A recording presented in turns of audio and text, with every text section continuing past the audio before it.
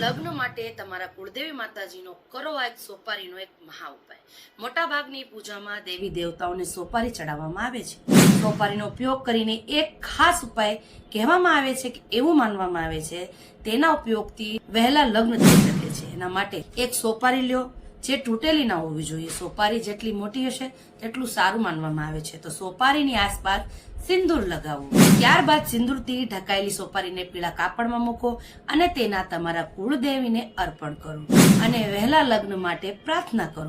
સોપારીને પીળા કાપડમાં બાંધીને 16 દિવસ તમારા કુળદેવીના સમક્ષ રાખો. 16 દિવસ પૂર્ણ થયા બાદ તે સોપારીને કપડા સાથે તમારા બેડરૂમમાં જ્યાં તમે સુવો છો તમારા માથા પાસે એ સોપારીને રાખો.